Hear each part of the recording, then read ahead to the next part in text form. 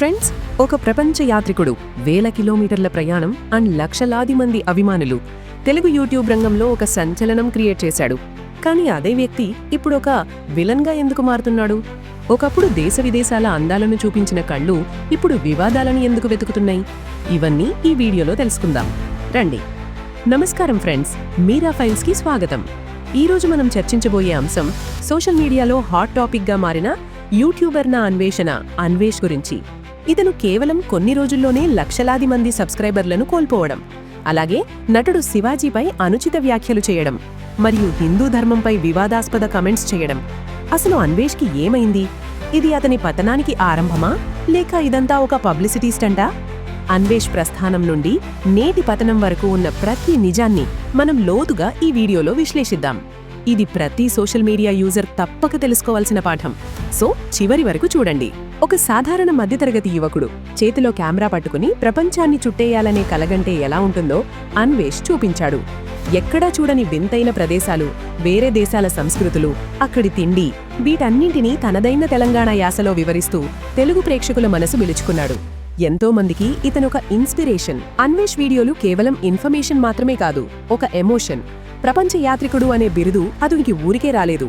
Africa అడవుల నుండి America వీధుల వరకు చేసిన సాహసాలు తెలుగు యూట్యూబ్ చరిత్రలోనే ప్రత్యేకం.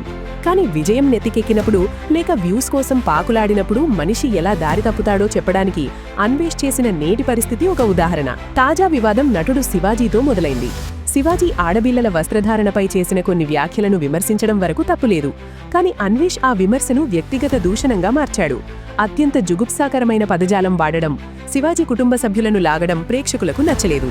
ఒక ఇన్ఫ్లుయెన్సర్గా ఉండి అంత దారుణమైన భాష వాడటం పట్ల సోషల్ మీడియాలో పెద్ద ఎత్తున నిరసన వ్యక్తమైంది. శివాజీ అభిమానులే కాదు, సామాన్య ప్రజలు కూడా అన్వేష్ ప్రవర్తనను తప్పుబట్టారు. విమర్శ అనేది పద్ధతిగా ఉండాలి, కానీ ఇలా నోటికొచ్చినట్లు వాగడం అన్వేష్ స్థాయిని తగ్గించిందని నెటిజన్లు కమెంట్లు చేస్తున్నారు. ఇక్కడే అన్వేష్ తన అహంకారాన్ని ప్రదర్శించాడని చాలా మంది భావిస్తున్నారు. అన్వేష్ చేసిన మరో పెద్ద తప్పు హిందూ ధర్మం మరియు దేవతలపై చేసిన వ్యాఖ్యలు. శివాజీని విమర్శించే క్రమంలో రామాయణం గురించి లేదా సీతమ్మ తల్లి గురించి అతను వాడిన పదాలు హిందూ సమాజంలో ఆగ్రహాన్ని నింపాయి. నాకు భయం లేదు, నేను ఎవ్వరినైనా విమర్శిస్తాను అనే ధోరణిలో అతను చేసిన కమెంట్స్ అతనిపై క్రిమినల్ కేసులు నమోదు కావడానికి కారణమయ్యాయి. భారతదేశం లాంటి దేశంలో సెంటిమెంట్స్ చాలా సున్నితంగా ఉంటాయి. స్వాతంత్ర్యం ఉంది కదా అని ఏదైనా మాట్లాడితే ఊరుకోరు. అన్వేష్ కేవలం వ్యూస్ కోసం లేదా బోల్డ్గా కనిపిద్దామని ఇలా చేశాడా, లేక నిజంగానే అతనికి అవగాహన లేదా? ఏది ఏమైనా ఈ ఘటనతో అన్వేష్కి ఉన్న పెద్ద రిలీజియస్ ఫాలోయింగ్ పూర్తిగా వ్యతిరేకమైపోయింది. అన్వేష్ వీడియోలకు ఒకప్పుడు లక్షల్లో లైకులొచ్చేవి. కానీ ఈ వివాదం మొదలైనప్పటి నుండి అతని ఛానల్ సబ్స్క్రైబర్స్ గ్రాఫ్ పడిపోతూ వస్తోంది. నివేదికల ప్రకారం కేవలం కొన్ని రోజుల్లోనే అతను దాదాపు 1,00,000 మందికి పైగా సబ్స్క్రైబర్లను కోల్పోయాడు. ఇది ఏ యూట్యూబర్కైనా ఒక పెద్ద దెబ్బ. యూట్యూబ్లో అన్సబ్స్క్రైబ్ మూవ్మెంట్ నడవడం అరుదు, కానీ అన్వేష్ విషయంలో అది జరిగింది. కేవలం భారత్లోనే కాదు, విదేశాల్లో ఉన్న తెలుగువారు కూడా అన్వేష్ ప్రవర్తనపై విసుగు చెందారు. ఇతను హిందువుల గురించి చాలా తప్పుగా మాట్లాడాడు. ఇతని మీద చాలా మంది ఇప్పుడు కోపంతో రగిలిపోతున్నారు. ఇది ఒక మనిషి వ్యక్తిత్వంపై జరుగుతున్న దాడి కాదు, అతను చేసిన తప్పులపై వస్తున్న ప్రజా తీర్పు. డిసెంబర్ 29, 2025 సోషల్ మీడియాలో ఒక వార్త వైరల్ అయింది. అన్వేష్ శివాజీకి క్షమాపణలు చెప్పాడని సమాచారం.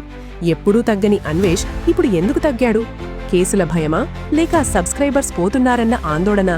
ఈ క్షమాపణ హృదయపూర్వకమైనదా, లేక డ్యామేజ్ కంట్రోల్ కోసమా అనేది $1 మిలియన్ ప్రశ్న. సో ఇండియా రావాలని, ఇక్కడి ఉన్న చట్టాలను ఎదుర్కోవాలని నెటిజన్లు అన్వేష్ని ఛాలెంజ్ చేస్తున్నారు. విదేశాల్లో ఉండి ఏమైనా మాట్లాడొచ్చు అనుకోవడం పొరపాటని అతను ఇప్పుడు తెలుసుకుంటున్నాడేమో. ఒక ట్రావెల్ వ్లాగర్గా అతను సంపాదించుకున్న కీర్తిని కేవలం కొన్ని నిమిషాల కోపం మరియు అహంకారం మసిచేసింది.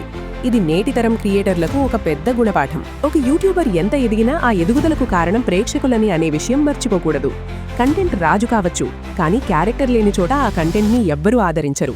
అన్వేష్ మళ్లీ తన పాత రూట్లోకి వెళ్లి అందమైన ప్రపంచాన్ని చూపిస్తూ తన తప్పులను సరిదిద్దుకుంటాడా, లేక ఈ వివాదాల్లోనే తన కెరీర్ని ముగించుకుంటాడా?